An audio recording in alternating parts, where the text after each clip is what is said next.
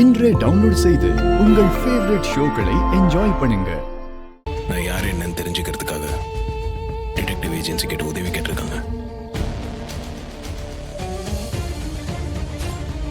என்னையா சொல்ற? எனக்கு எதுவுமே புரிய மாட்டேங்குதியா? ஒரு நிமிஷம் பாட்டி. ஹலோ, சொல்லுங்க சார்.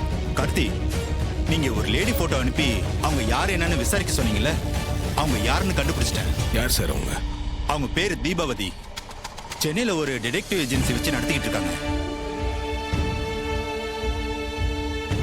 டிபார்ட்மெண்ட்னால கண்டுபிடிக்க முடியாத கேஸ கூட அவங்க ஸ்மார்ட்டா கண்டுபிடிக்கிற பிரில்லியன்ட் லேடி. சென்னையில அவங்க டிடெக்டிவ் ஏஜென்சி ரொம்ப ஃபேமஸ்.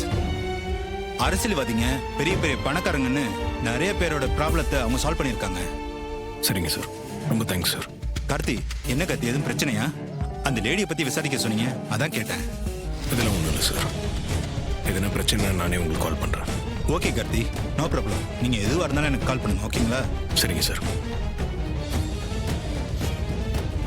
அத்தை நான் யாருன்னு தெரிஞ்சுக்கிறதுக்காக தீபாவதின்னு ஒரு டிடெக்டிவ் லேடி அப்ரோச் பண்ணியிருக்காங்க.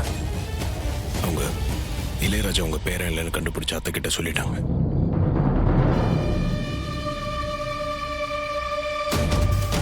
அப்போ இளையராஜா என் பேரன் இல்லைன்னு அவ தெரிஞ்சுக்கிட்டாளா?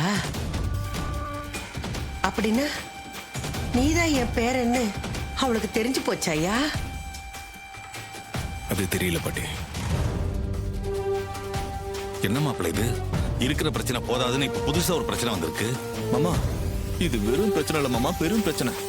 அத்தைக்கு மட்டும் உண்மை தெரிஞ்சா சகல ரேவதி ரெண்டு பேரோட வாழ்க்கையும் பாதிக்குமே. இப்ப இந்த பிரச்சனைக்கு என்னதான் பண்றது? இதுக்கு ஒரே தீர்வு தான் இருக்கு. அத்தைக்கு நான் யாருன்ற உண்மை தெரியறதுக்கு முன்னாடி நானே போய் அவங்க கிட்ட சொல்றது நல்லது. நீதான் என் பேரன்னு சொல்ல போறியா? ஆமா பாட்டி, வேற வழி இல்லை, நான் சொல்லிதான் ஆகணும். இவ்வளவு நாள் உண்மையை சொல்லாம இருந்ததே அவங்களை ஏமாத்திட்டு இருக்கமேனு குற்ற உணர்ச்சியா தான் இருக்கு. இதுக்கு மேல மறைச்சா சரியா வராது பாட்டி.